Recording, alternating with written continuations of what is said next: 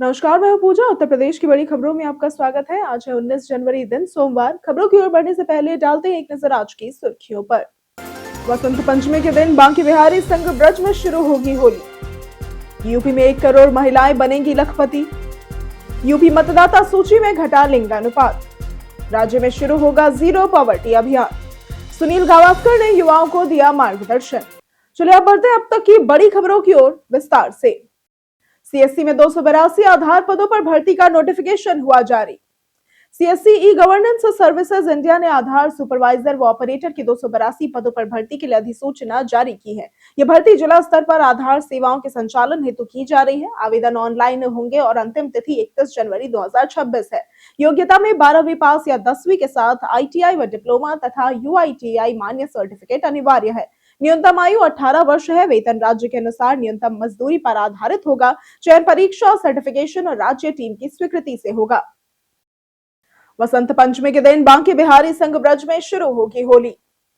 वसंत पंचमी यानी कि 23 जनवरी को ठाकुर बांके बिहारी जी भक्तों संग होली खेलकर ब्रज में 40 दिवसीय होली उत्सव की शुरुआत करेंगे। इस दिन ठाकुर जी वसंती पोशाक में श्रृंगार आरती के बाद प्रसादी गुलाल भक्तों पर उड़ाएंगे। पंचमी की सुबह ठाकुर जी के गालों पर गुलाल लगाया जाएगा और दर्शन गुलाल के फेंटे के साथ होंगे। इससे ब्रज में होली का उल्लास फैल जाएगा। वहीं शाहजी मंदिर का वसंती कमरा अपनी अद्भुत आभा से भक्तों को मोहित करेगा। भारी भीड़ को देखते हुए मंदिर प्रशासन ने बैरिकेडिंग और रेलिंग से व्यवस्थित दर्शन की व्यवस्था की है। अयोध्या में दिखा मौनी अमावस्या का उत्साह। अयोध्या में बीते दिन मौनी अमावस्या के अवसर पर श्रद्धालुओं का सरयू घाटों पर भारी सैलाब उमड़ा। नया घाट, राम की पैड़ी, लक्ष्मण घाट और गुप्तार घाट पर भक्त हर हर राम और जय श्री राम के जय घोष के साथ पुण्य स्नान और दान पुण्य करते नजर आए। ठंड के बावजूद श्रद्धालु उत्साह से सरयू में डुबकी लगाते रहे। प्रशासन ने सुरक्षा और व्यवस्था के लिए पुलिस, पीएसी, जल पुलिस, एनडीआरएफ व एसडीआरएफ तैनात की। ड्रोन और सीसीटीवी से भी निगरानी की गई। यातायात, सफाई, पेयजल और स्वास्थ्य सुविधाओं का ध्यान रखा गया। श्रद्धालुओं से निर्देशों का पालन करने की अपील की गई। यूपी में 1 करोड़ महिलाएं बनेंगी लखपति। उत्तर प्रदेश में राष्ट्रीय ग्रामीण आजीविका मिशन यानी कि एनआरएलएम के तहत 1 करोड़ महिलाओं को लखपति बनाने का बड़ा अभियान शुरू किया जा रहा है। उप मुख्यमंत्री केशव प्रसाद मौर्य ने इस संबंध में एक्शन प्लान लागू करने के निर्देश जारी किए हैं। लक्ष्य है कि 3 करोड़ पात्र महिलाओं को स्वयं सहायता समूहों से जोड़ा जाए। जिलों को समूह गठन और नए सदस्यों के लक्ष्य सौंपे जाएंगे तथा धन का 100% समयबद्ध उपयोग सुनिश्चित होगा। अब तक 9.06 लाख समूहों से 99.39 लाख परिवार जुड़ चुके हैं। जीरो पॉवर्टी अभियान के तहत छूटे परिवारों को भी जोड़ा जाएगा। योजना की नियमित समीक्षा के लिए मंडल, जिला और ब्लॉक स्तर पर समितियां गठित होंगी। पश्चिमी यूपी में शीतलहर से मिली राहत। पश्चिमी विक्षोभ और हवा के रुख में बदलाव से रविवार को मेरठ सहित पश्चिमी यूपी में शीतलहर से राहत मिली। लगातार 3 पश्चिमी विक्षोभों के कारण अगले 1 हफ्ते तक शीतलहर की संभावना नहीं है। हालांकि कुछ इलाकों में घना कोहरा बना रह सकता है। मेरठ में दिन का तापमान 13.6 से बढ़कर 20.5 डिग्री सेल्सियस पहुंच गया। 23 जनवरी को बूंदाबांदी या हल्की बारिश के आसार है। तो वहीं 23 व 24 जनवरी के बाद पश्चिमी विक्षोभ कमजोर होने पर फिर कड़ाके की ठंड और शीतलहर लौट सकती है। रात के तापमान में फिलहाल बढ़ोतरी की संभावना है। यूपी मतदाता सूची में घटा लिंगानुपात। यूपी में मतदाता सूची के विशेष गहन पुनरीक्षण यानी कि एसआईआर में 2.89 करोड़ नाम हटाए गए, जिनमें 1.54 करोड़ महिलाएं और 1.33 करोड़ पुरुष है। महिलाओं के अधिक नाम कटने से लिंगानुपात 877 से घटकर 824 रह गया। कुल ड्राफ्ट मतदाता 12.55 करोड़ है, जिनमें 6.88 करोड़ पुरुष और 5.67 करोड़ महिलाएं शामिल है। महिलाओं के नाम अधिकतर डुप्लीकेट पाए गए, खासकर मायके के पति पर दर्ज नाम। शहरी क्षेत्रों में 28% और ग्रामीण में 15.23% मतदाता घटे। 3.26 करोड़ लोगों को नोटिस भेजी जाएगी। सीएम योगी ने की पीएम आवास योजना की पहली किस्त जारी। उत्तर प्रदेश के 2 लाख से अधिक परिवारों के लिए रविवार को बड़ी खुशखबरी सामने आई। मुख्यमंत्री योगी आदित्यनाथ लखनऊ के इंदिरा गांधी प्रतिष्ठान से प्रधानमंत्री आवास योजना शहरी 2.0 के तहत लाभार्थियों के खातों में पहली किस्त के रूप में 1 लाख रुपए ट्रांसफर किए। कार्यक्रम का प्रसारण जिलों में किया जाएगा। इस योजना का उद्देश्य शहरी बेघर परिवारों को आवास उपलब्ध कराना है। अलीगढ़ में 5382 लाभार्थियों को इसका लाभ मिला। यूपी में शुरू होगा जीरो पॉवर्टी अभियान। यूपी सरकार ने गरीब उन्मूलन के लिए जीरो पॉवर्टी अभियान शुरू करने का निर्णय लिया है और इसके तहत विश्वविद्यालय और कॉलेज 10 से 15 ग्राम पंचायतों को गोद लेंगे। छात्र एनएसएस, एनसीसी और एमएसडब्ल्यू सहित विभिन्न कोर्सों के माध्यम से निर्धन परिवारों की आजीविका कौशल विकास, रोजगार और सामाजिक सशक्तिकरण में मदद करेंगे। संस्थानों में नोडल शिक्षक तैनात होंगे जो कार्यक्रम की निगरानी करेंगे। जिला अधिकारी स्तर पर एमओयू और त्रैमासिक समीक्षा की जाएगी।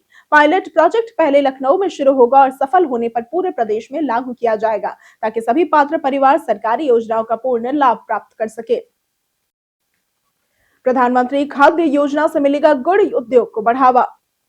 प्रधानमंत्री सूक्ष्म खाद्य उद्यम उन्नयन योजना यानी कि पीएमएफएमई के तहत उत्तर प्रदेश में गुड़ उद्योग स्थापित करने के लिए उद्यान विभाग अनुदान दे रहा है।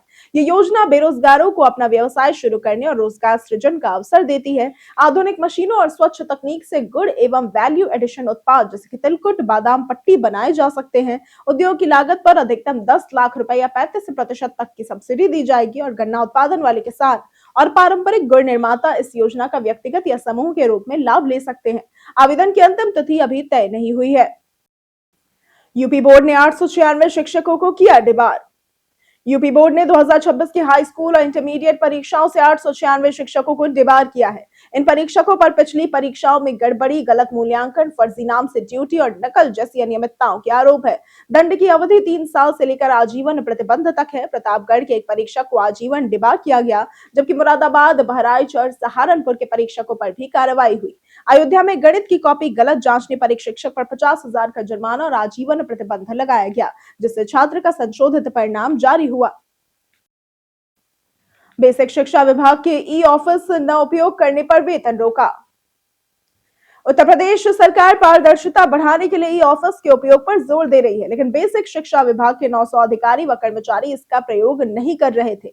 इस लापरवाही पर बेसिक शिक्षा निदेशक प्रताप सिंह बघेल ने उनका वेतन रोकने का आदेश जारी कर दिया है। संबंधित अधिकारियों ने एक बार भी ई ऑफिस में लॉग इन नहीं किया था। मुख्यमंत्री योगी आदित्यनाथ और मुख्य सचिव की समीक्षा के बाद ये सख्त कदम उठाया गया। वहीं विभाग के 42 वरिष्ठ सहायकों को प्रधान सहायक पद पर पदोन्नति दी गई, जिन्हें वर्तमान तैनाती स्थल पर ही कार्यभार ग्रहण करने के निर्देश दिए गए हैं।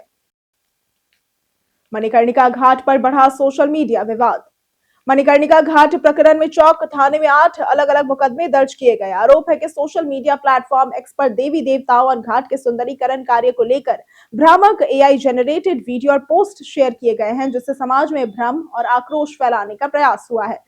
मुकदमे मानू और अपर नगर आयुक्त संगम लाल की तहरीर पर दर्ज हुए हैं। विशेष रूप से यूजर आशुतोष पोटनिस और एस संदीप देव के खिलाफ कार्रवाई की गई। मामले की जांच साइबर सेल कर रही है। आरोप विभिन्न धाराओं में धार्मिक अपमान, सामाजिक सौहार्द बिगाड़ने और उपद्रव फैलाने से संबंधित है।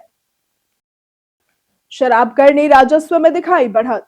वर्ष 2024-25 में राज्य के कर राजस्व आंकड़े चौंकाने वाले रहे, जिसमें शराब से प्राप्त वैट सबसे तेज बढ़ा। शराब से वैट संग्रह 14.70 करोड़ रुपए से बढ़कर 23.86 करोड़ रुपए हुआ, यानी कि 62.32% की रिकॉर्ड वृद्धि। इसके मुकाबले पेट्रोल, डीजल, प्राकृतिक गैस और विमान ईंधन से राजस्व में मामूली बढ़ोतरी हुई। कुल वैट संग्रह 32,077.02 करोड़ रुपए रहा, जिसमें 3.46% की वृद्धि हुई और आबकारी विभाग ने कुल राजस्व में 23.29% योगदान दिया। नीति सुधार, बेहतर वसूली और उपभोग वृद्धि से शराब कर प्रमुख राजस्व चालक बनकर उभरा, वो भी पारंपरिक स्रोतों को पीछे छोड़ते हुए।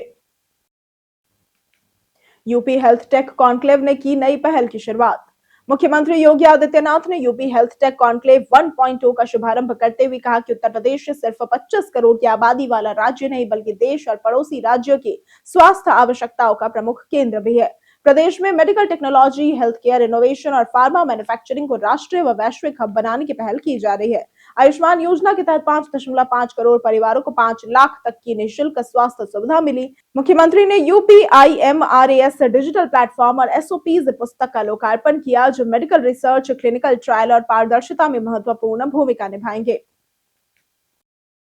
सुनील गावस्कर ने युवाओं को दिया मार्गदर्शन।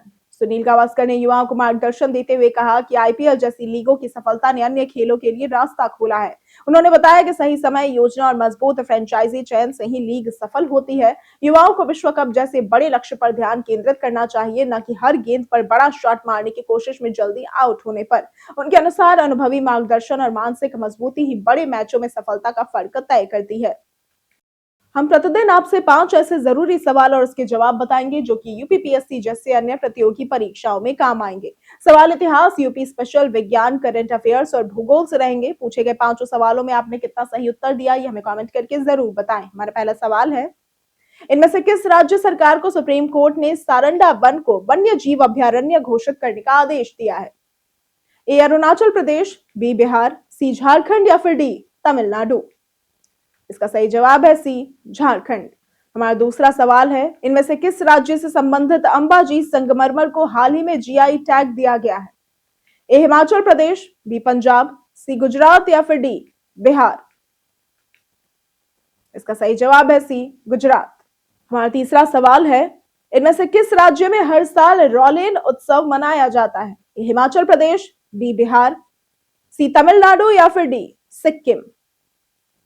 इसका सही जवाब है ए हिमाचल प्रदेश।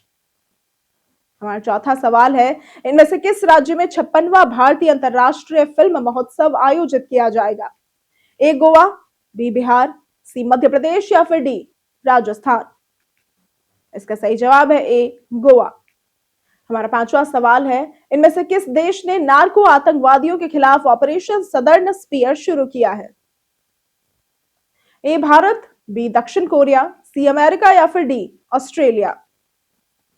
इसका सही जवाब है सी अमेरिका। बीते दिन बहुत से लोगों ने हमारे वीडियो को लाइक और कमेंट किया था। जिन्होंने हमारे वीडियो को लाइक और कमेंट किया था उनके नाम है कुमार रमेश, मोहम्मद सिद्दीकी, जमुना कुमार, मनीराम सिंह, मनीष तिवारी, राम सिंह कुशवाहा, ओम प्रकाश गुप्ता, संजय कुमार, संतोष यादव, प्रकाश साहू और मनोज कुमार सिंह। इसी के साथ बढ़ते हैं आज के सवाल की ओर। आज का सवाल है, आपके क्षेत्र में मौसम का क्या हाल है? आप अपना जवाब हमें हमारे कमेंट सेक्शन में लिखकर जरूर बताएं। आज के लिए सिर्फ इतना ही। उत्तर प्रदेश की तमाम खबरों के साथ बने रहने के लिए देखते रहे डेली यूपी। और साथ ही अगर आप यूट्यूब चैनल पर देख रहे हैं तो चैनल को सब्सक्राइब करिए और अगर आप फेसबुक पेज पर देख रहे हैं तो लाइक और फॉलो जरूर करें।